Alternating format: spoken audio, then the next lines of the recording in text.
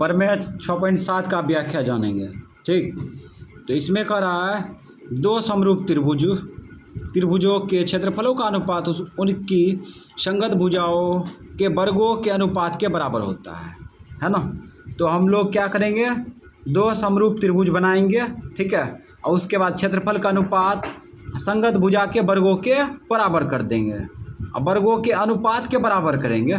ठीक है, तो इसमें ये प्रमेय दिया है, जब दो त्रिभुज समरूप होते हैं, संगत भुजा का अनुपात और संगत क्षेत्रफल का अनुपात संगत भुजा के अनुपात के वर्गों के बराबर होता है। ठीक है, ये कह रहा है, समझ गया। हाँ, दो त्रिभुज बनाते हैं और दोनों त्रिभुज क्या होगा, समरूप होगा।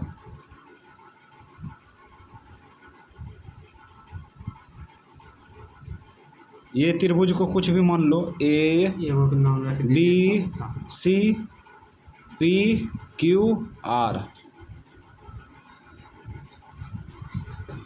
अब ये दोनों त्रिभुज समरूप है, तो ऐसे दिखा सकते हैं ना। हाँ, दिखा सकते हैं। अब यहाँ पे लिखते हैं त्रिभुज ए बी सी समरूप त्रिभुज क्यू आर। जब समरूप है वे किया तो हम किसी भी प्रकार से समरूप कर सकते हैं। ठीक है, तो पी क्यू आर ले लिए अपना, ये क्वेश्चन के अनुसार,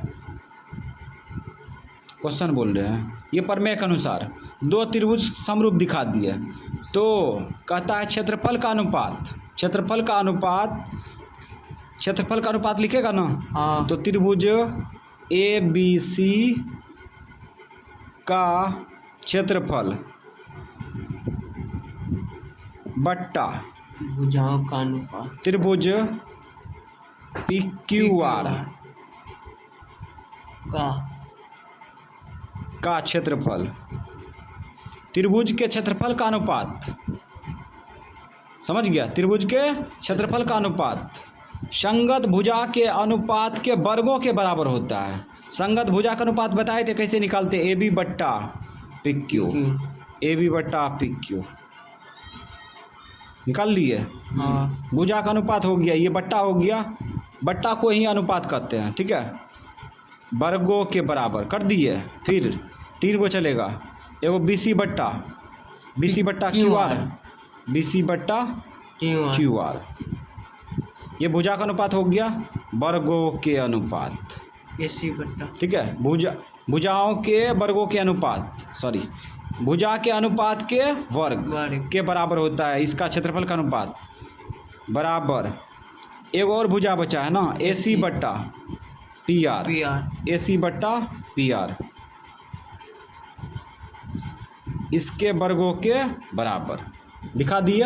हाँ, तो इसमें याद रखेगा, जब दो त्रिभुज समरूप होते हैं तो उसके क्षेत्रफल का अनुपात संगत भुजा के अनुपात के वर्गों के बराबर होता है ना। हाँ, और इसमें आगे बताएंगे, जब दो त्रिभुज समरूप होते हैं तो संगत भुजा के अनुपात और संगत क्षेत्रफल का अनुपात, दोनों त्रिभुज के क्षेत्रफल का अनुपात संगत भुजा के वर्गों के अनुपात के बराबर होता है। उसके बाद मध्यिका के अनुपात के बराबर, मध्यिका के अनुपात के वर्गों के बराबर होता है, ऊंचाई के अनुपात के वर्गों के बराबर होता है। तीन गो, समझ गया, आगे बताएंगे। तो ये हो गया, इसमें याद रखिएगा ये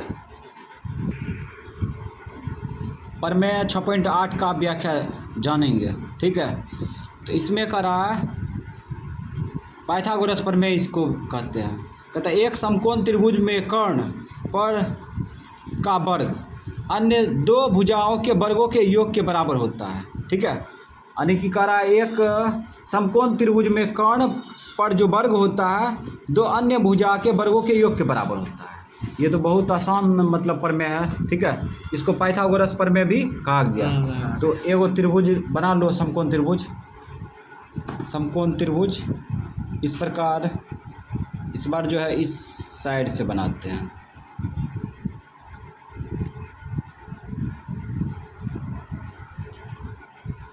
समकोण त्रिभुज है ना, ABC मान लो कहीं से, ए बी सी मान लिए, ठीक है। कर्ण किसे कहते हैं? तो 90 डिग्री के सामने वाली भुजा कर्ण कहलाती है, यही नहीं होगा कर्ण। हाँ तो यहाँ पे लिखेंगे समकोण त्रिभुज ए बी सी में, समकोण त्रिभुज ए बी सी में लिखे, समकोण त्रिभुज ए बी सी में कर्ण का वर्ग, कर्ण का वर्ग करा है ना, कर्ण का वर्ग अन्य दो भुजा के वर्गों के योग के बराबर होता है। अन्य दो भुजा के वर्गों के योग के तो अन्य दो भुजा के वर्गों के योग के बराबर होता है, ठीक है। तो अन्य दो भुजा के वर्ग करेंगे तब योग करेंगे। तो वर्ग कर लो बी सी स्क्वायर और उसके बाद ए सी स्क्वायर, वर्ग कर लिए, हाँ ठीक है। चलो इसी प्रकार से इसमें भी मार देते हैं, योग के बराबर है ना। तो इसमें कहा गया फिर से समकोण त्रिभुज में कर्ण का वर्ग अन्य दो भुजा के वर्गों के योग के बराबर होता है, ठीक है। तो ये कर्ण का वर्ग कर लिए, अन्य दो भुजा का वर्ग कर लिए और योग कर दिए, है ना। इसको कहते हैं पाइथागोरस प्रमेय। तो इसको लिख सकते हैं कर्ण स्क्वायर बराबर आधार स्क्वायर लंब स्क्वायर प्लस लंब स्क्वायर। इसको जानेंगे त्रिकोणमिति में, ठीक है। बस इतना ही था और कुछ नहीं इसमें है। प्रमेय 6.9 को जानेंगे, ठीक है, जो कि पाइथागोरस का विलोम है। कहता है किसी त्रिभुज में एक भुजा पर का वर्ग अन्य दो भुजाओं के वर्गों के योग के बराबर हो तो पहली भुजा के सामने का कोण समकोण होता है, अर्थात 90 डिग्री का होता है ना। हाँ तो यहाँ पे क्या करेंगे, किसी भी त्रिभुज ले लो, किसी भी प्रकार का त्रिभुज ले लेते, जैसे ये त्रिभुज ले लिए टेट्राड, समझ गया। हाँ अब पता नहीं 90 डिग्री कौन है, पता नहीं है, समझ गया।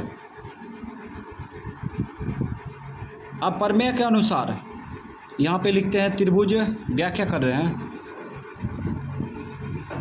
व्याख्या त्रिभुज ए बी सी, ठीक, हाँ में त्रिभुज ए बी सी में। तो किसी त्रिभुज में कह रहा है कि प्रमेय कह रहा है किसी त्रिभुज में एक भुजा का वर्ग, एक भुजा किसको पकड़ ले बोलो, इसमें किसी को पढ़ सकते हैं, काहे कि इसमें कौन 90 डिग्री है पता नहीं है, पता है नहीं है। तो यहाँ पे हम पकड़ लेते हैं ए बी पकड़ लिए, हाँ ए बी का वर्ग, एक भुजा का वर्ग दो अन्य भुजा के वर्गों के योग के बराबर हो। दो अन्य भुजा यही ना होगा, ये हाँ। भुजा और ये भुजा, ये भुजा ए सी और वो भुजा कितना होगा बी सी के वर्गों के बराबर है।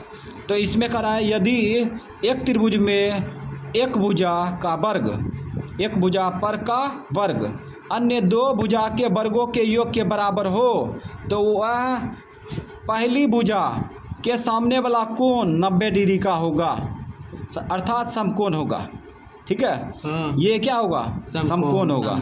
तो यहाँ पे लिखेंगे चूंकि करके और यहाँ इसीलिए करके लिखेंगे, इसीलिए कौन सी बराबर कितना होगा, कौन सी बराबर समकोण हो जाएगा, अर्थात 90 डिग्री। यहाँ पे लिख देते हैं समकोण।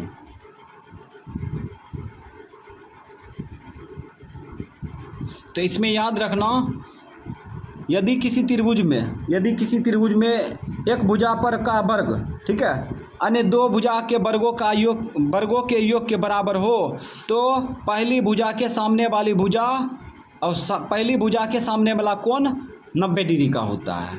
और तरीका बताते हैं। अब यहाँ पे गौर करो, ये कर्ण स्क्वायर बराबर आधार स्क्वायर प्लस लंब स्क्वायर है, तब तो ऐसा आया है डिजाइन करके, है ना। एक भुजा के वर्ग दूसरे एक भुजा का वर्ग अन्य दो भुजा के वर्गों के योग के बराबर रहेगा तो क्या बोलेंगे, कर्ण स्क्वायर बराबर आधार स्क्वायर प्लस लंब स्क्वायर, इसको पाइथागोरस कहते हैं, है ना। तो इसका मतलब कर्ण है ये ए बी क्या है, कर्ण है। तो ये कोण कितना होगा, 90 डिग्री का होगा, 90 डिग्री का होगा, है ना। और उसके बाद दूसरा तरीका बताते हैं, इस दोनों में क्या उभयनिष्ठ है, कौन कौन उभयनिष्ठ है, सी कौन सी उभयनिष्ठ कोण, है। हाँ। तो सी कौन उभयनिष्ठ है, सी कौन हो गया समकोण। 90 डिग्री, समकोण है ना। हो गया। तो 3 गो तरीका है एंगल पकड़ने का, ठीक है। कौन हाँ। 90 डिग्री का है। तो यहीं तक था ये प्रमेय, ठीक है। त्रिभुज समाप्त।